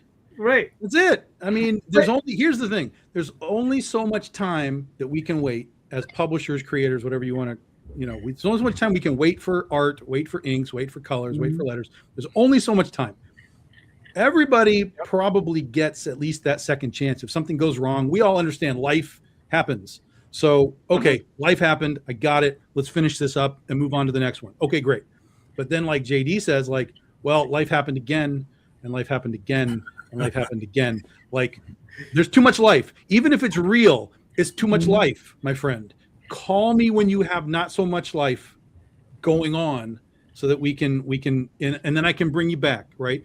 But if there's a real sense of just like a not caring element, like, well, I went out to dinner on the weekend and you're fired. And here's the reality. This is something that I impart on people when I talk about comics, like at cons and stuff. Because they talk about like deadlines and the realities of art, because there are realities to art. And I said, look, in the comic book world is a lot like the football world, right? There's 32 teams and there's 32 starting quarterbacks. Behind each one of those quarterbacks are 50 dudes ready to take that guy's spot as soon as he goes down. So it's the same thing. As soon as an artist, an inker, a colorist, a letterer, as soon as that guy goes down, there are 50 other people behind him ready to take your job. Sure. So you have to treat it like that. You have to treat it like it's a job, because it is, especially if you're being paid for it. You have to treat it like it's a job. If you can't do your job, you have to communicate that to your boss. Say, look, I'm stuck. I got a problem. Your boss will work that out with you. But if you go down, if you fumble the ball, there's somebody that's going to take your job. And it's as simple as that. All right. All right. That's now I'll give you a scenario, right? Because we all have these, right? Let's say you got a 32-page story you're working on. You got this artist, they were good all the way up till page 26. You got 6 more pages, right? And they poof on you, right? Because it happens, right? We've all heard these stories. How do you deal with that? Right? So how do you deal with that type of situation? Or have you dealt with that type of situation? There are, yeah. I mean, when you're deep in a book, that's much harder than if you've done 5 or 6 pages, obviously. But there's 2 things. One, this is why I don't pay anybody until they've finished the job. That's it, guys. Finish your pages. I give you the money. You give me the high res. Yep. This is super easy. This is super easy because I have paid up front, or at least like half or whatever. Just to kind of get the ball rolling with new people. And 9 times out of 10, 9.5 times out of 10, it's fine. But then you find those people that are just like in the wind. So unfortunately, those guys ruin it for everybody else. Nobody gets paid up front. When you finish the job, you get paid. So that's number one. And that kind of usually helps everything out because everybody knows where you're at. He knows if he does 26 out of 32, he's not making any money. So he just wasted his time. If he's going to drop out because he didn't finish the book, there's no money for him. That's it. If that should happen, though, you just probably have to either find a way to wrap the book on that page, a little bit of rewriting, right? So instead of 32, it's 26. We'll rewrite that last page so that it's like a cliffhanger or something, if you can. Or you find somebody that's got a similar style to kind of, as close as possible. No one's exactly the same, but as close as possible so that you can finish those last 6 and put the book out. And then, maybe that new guy now is your guy and be like, hey, look, you were our pitch hitter. You came in, you did the job. Do you want the job for issue 2, issue 3, issue 4?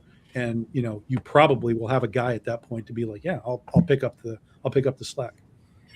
Right. Well, I'll leave this one open. Anybody else have any horror stories or? Well, I've lost thousands of dollars on shady artists in my lifetime, especially early on.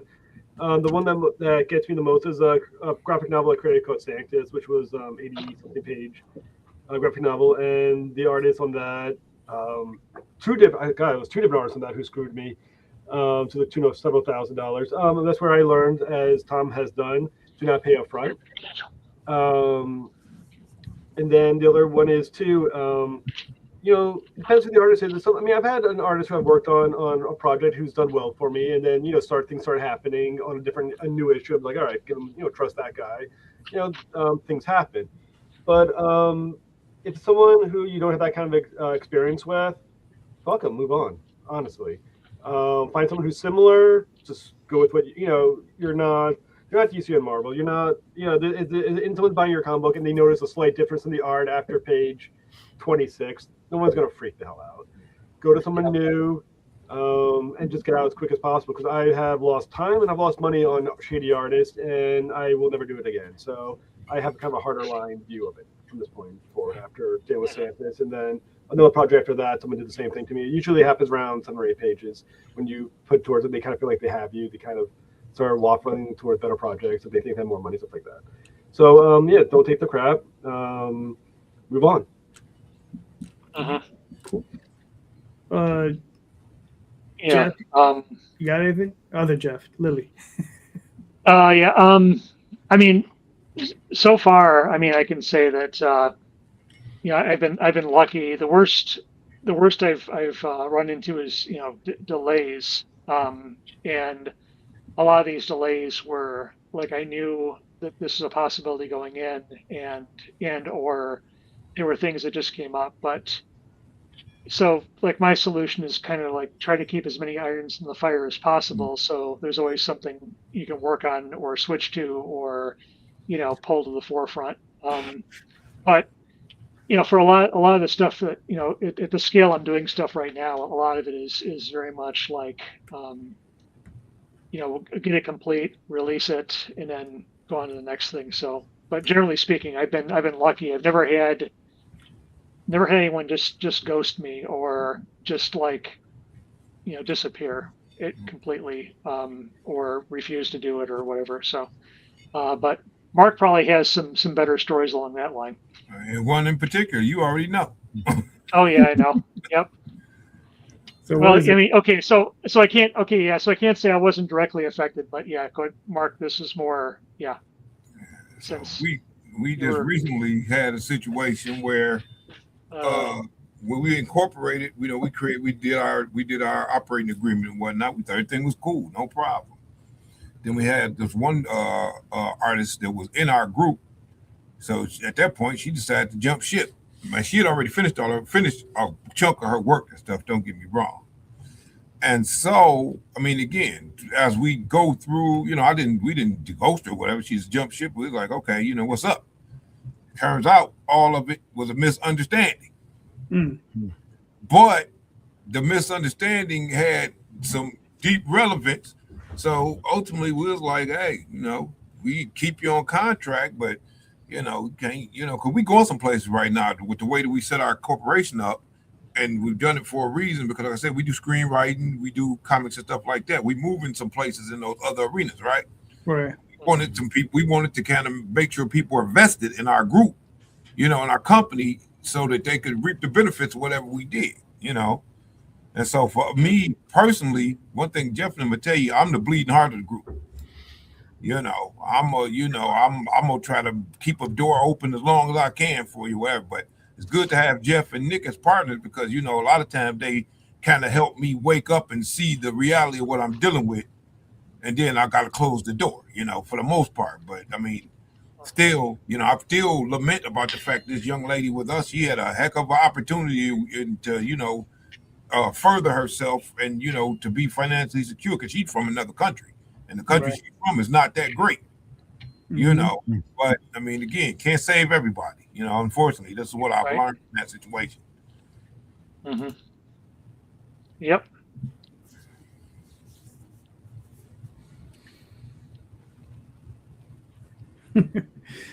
Yeah. That's good comment. I mean, is that a sycophant? Oh, that's a sycophant. Yeah. I mean, yeah. If I could jump into that question by Michael, who just popped in that question there. Yeah. I mean, a lot of times it's not even so much about your responsibility. A lot of times it really is just life hitting you in the face with a wet fish. sure. And there's not much you can do about it. I mean, other times, people, especially artists. I mean, artists, we have all kinds of special baggage that we carry. A lot of people have, issues that they're dealing with, issues with, confidence and executive function, all that kind of stuff. And it can be a pretty hard road to navigate. But yeah, I mean, but that's why it's also, it can be kind of a cutthroat business. I mean, you really do have to be on the ball. Tom, your analogy with NFL quarterbacks was pretty on the money.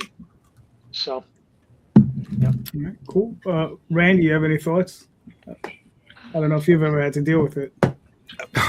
Yeah, well, over the years, a little bit of everything, but I'm usually on the end of not getting any money. The last couple of jobs that I had that I hired folks out for, I paid in increments. You get 3 pages done, 5 pages done, 10 pages done. I pay you for 3, 5, or 10 pages. Sure, and the ones that you're worried about not completing the job, you add a little extra bonus at the end of that. Once the job is done, you get a little extra, just to make sure you get a whole or a complete job. But that would be my suggestion if that situation were to arise. Right. Mm-hmm. All right, cool. Well, and to answer Michael's question, I mean, most people are not irresponsible. I mean, I asked this question because I know a lot of other people have gone through it. I've been trying to avoid it, and I have avoided it for the most part.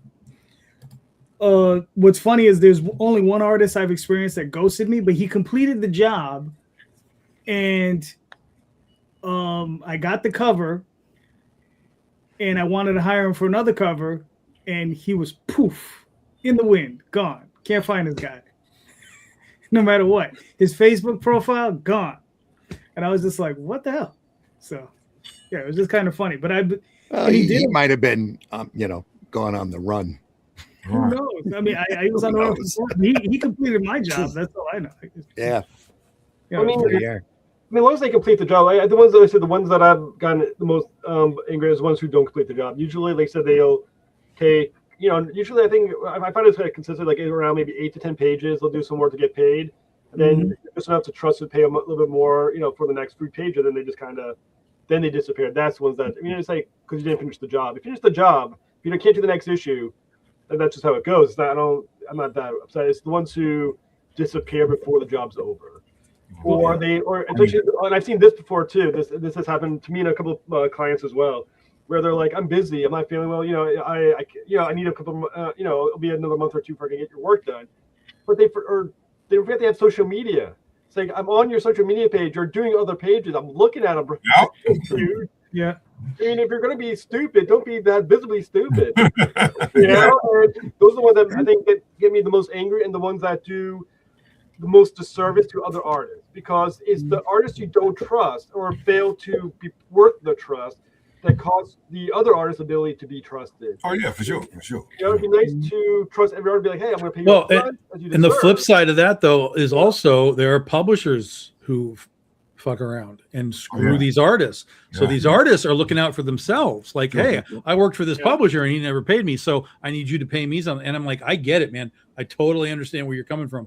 This is not a one-sided, discussion in the slightest. So, in that case, you just kind of have to get a sense of who they are, in your mind at that moment, and be like, all right, look, I'm going to give you half up front, and then when you're done, we'll, and maybe that works. And I've done that a few times where it's like, look, I get it. I know who you work for. I know they don't pay nobody. So I understand. Let me show you that I'm the good guy, and let me pay you, and then you'll know that we're good, and it all gets smoothed over, and then you can make new deals as you go forward. Right. Yeah, my point though, I do think, as I said, it's those who, I think, like I said, those who do not show proper etiquette in that way do cost the artists that are worthy of that etiquette and getting paid up front, as they should be. Do not get those that security because of people who have burned too many bridges on that other side. And I think but most artists also know that. I dealt with a new guy just recently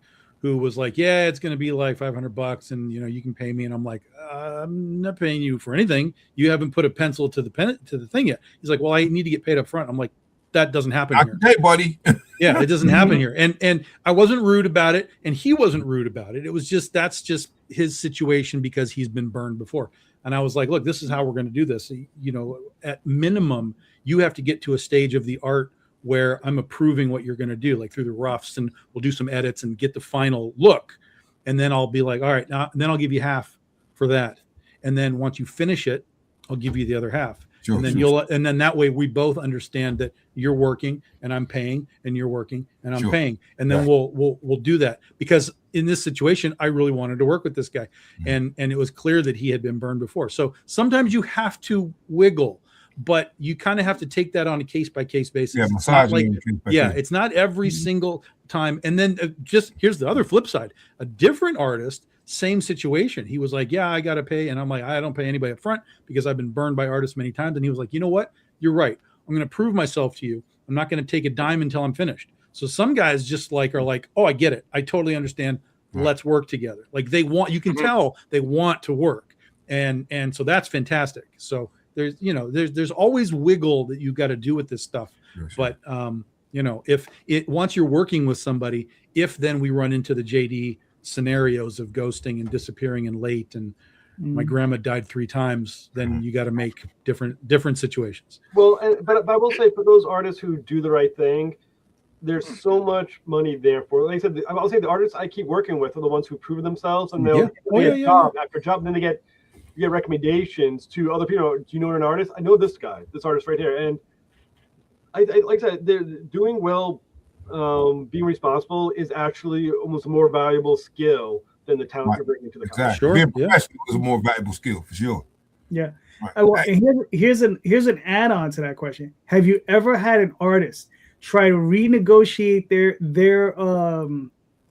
pay in the middle of a project? Yes. Yeah.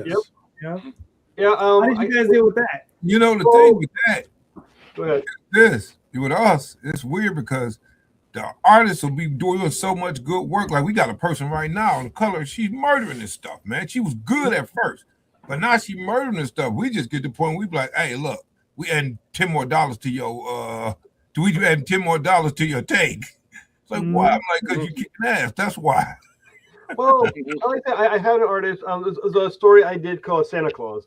And this was an artist I was working with, and he did it once again. It was about 8 pages, which seems to be the magic number. And they're like, I really do think I need to make this much more to finish. And I think I just told the guy, you're done. I moved on to somebody else, and I just scrapped the money because it wasn't worth it. Somebody does that is playing games with you for who knows what, how long at that point. Like, he tried to hold you hostage or something, basically. Well, that's kind of how that works. They do enough pages to get you invested, and then they come back with it. Well, there's this.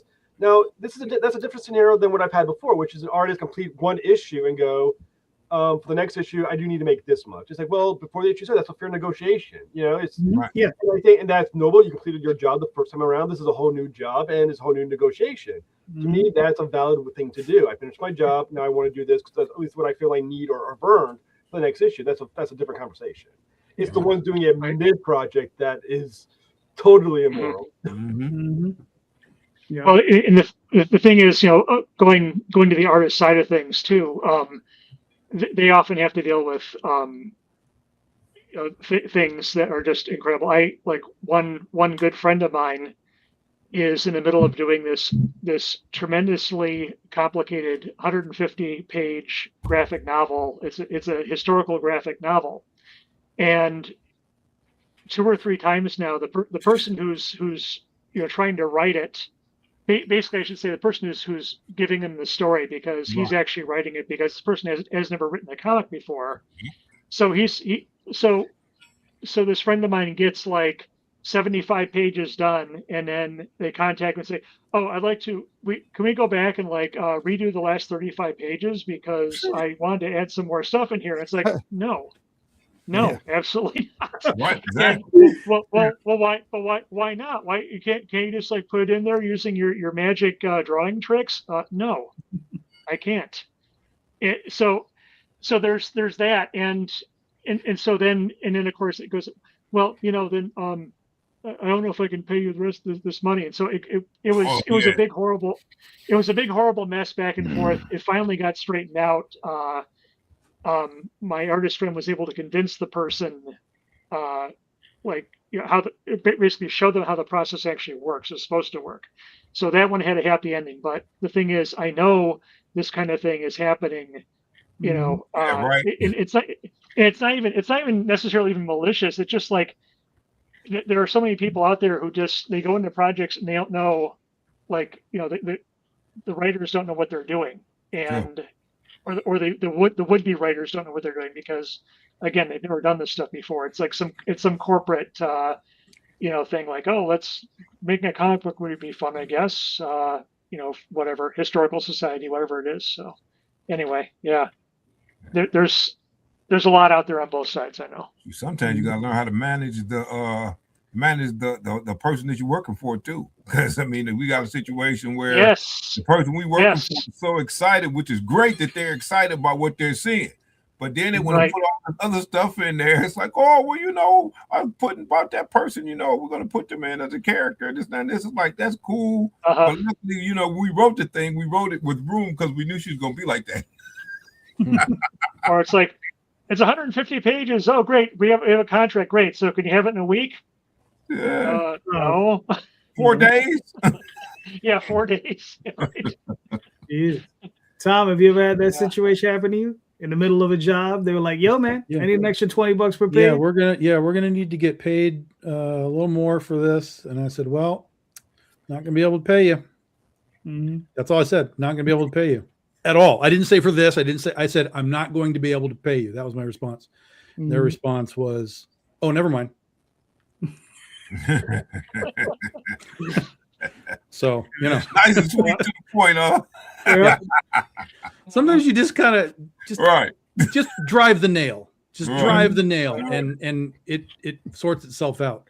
There's a lot of terrible term to say to people, but there's a lot of wishy-washy, and sometimes you just have to be like, yes, no, that's it, deal with it, and most of the time everybody will understand where everyone is once you have yes, once you have no, and it can settle itself out. Like we were saying though, like once you finish the project and you're moving on to something else, right? Then you can say like, look, if you want to be that guy, you can be like, look, you got to finish this.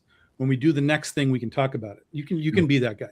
But if you present that wishy-washy, they could easily just come back again and be like, well, no, we need it right now. And then you've already kind of shown that you'll take a step back. And then it could just cause problems. So just be upfront. Don't be a dick. It's another thing I tell people at Comic-Cons on panels. One of the biggest things ever when you're dealing with artistic anything, especially when there's like a big team there's at least 3 or 4 people that make a comic book every time.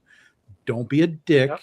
You can be firm. You can be in your place, but don't be a dick about it. And then it will find a way to, work for everybody. Watch yourself out, right? Yeah. Yeah. Because I ran into a situation where I had somebody working on something, and about 8 pages in, they were like, hey, I think, we need to have some more money for this and blah, blah, blah, because it took X amount of time and this, that, and the other thing.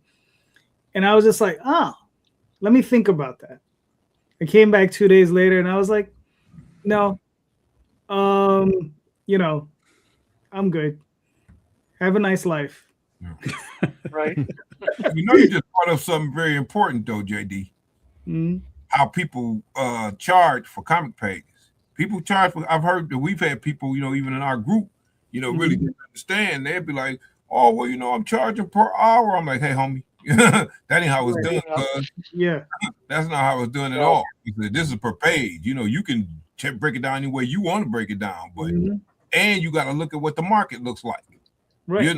You can't be like, I had a cat come to me, I charge this guy $300 a page, and I hate to say it, I'm like, for that? Oh no, ain't gonna be none of that, right? So again, that's something that they think that they can do is charge for their hours. That's kind of right, because it's insane. Because I'm like, Marvel isn't paying $300 a page right now. Exactly.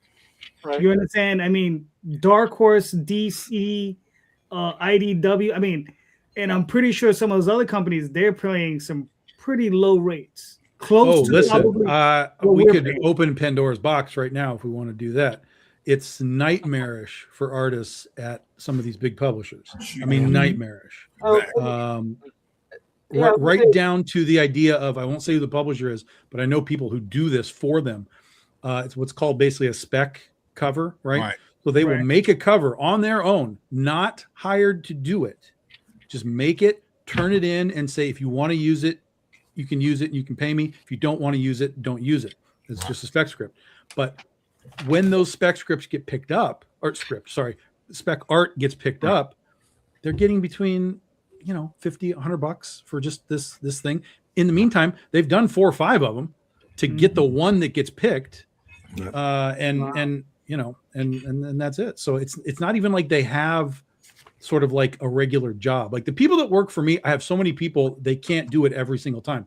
But there's a lot of them that kind of know that I'm in this cycle. Like, okay, it's your turn. You're going to come through. You're going to do these 3. Okay, it's now his turn. You're going to do these 3. They kind of know how I cycle through. And depending on the different books that I do, they know whether their art style fits with what I'm doing or not. Sure. So I have everybody kind of in these cycles. But a lot of these people are trying to get into these publishers, whoever, Boom or Oni or whatever, like they're just like, here's a cover. If you want it, use it. Right. And they might do that 5 times before they get $100. Sure. Let's say the reality is the artist, I would love to have a comic book that sells well enough that my artists could quit their day job and just be doing my art. As their livelihood. I think we all would love to have artists that can do that. A lot of them do deserve to be able to do that. Sure. But I do think the economics of indie comic books state that the money is not there to make enough money to afford the next issue. Unfortunately, you cannot pay many artists of what we would call a livable wage, unfortunately, which is unfortunate. But there's not a lot of comic books that are making $70,000 to $80,000 in the course of a year to make someone live affordable, in a suburban area. You know what I'm saying? It's just not how that usually goes. And I think unfortunately, I think that's just the reality of indie comic books. Sure. And it's a shame, but but like JD said, that's Marvel and DC too. Like the rates at those places have come way, way down. Way down. And the royalties are basically nothing now too. Right. Yeah. And then even if they make your stuff into a movie, they're only going to give you $5,000 and say, they might give you a high five. Hey, thanks. Right. Good job, buddy. Do it again. Yep. Well, I think at the very least is good. I like this with my artists. I let them sell their own work. You know what I'm saying? Like it's not whatever art you do, I pay for the page. Once I get my my image, my PDF of that page, it's the original work is yours to do what you want with. Sell it for whatever you can. As much as humanly possible, that's yours now. As long as I have my page to make my comic book with. There you go. John says comics is a hobby, not a profession. Well, that's unfortunately false. That's false. It depends on how you treat it. It can be just a hobby. It can be vanity press. It can be on the side. But there are absolutely people that make a living at this. I mean, there are.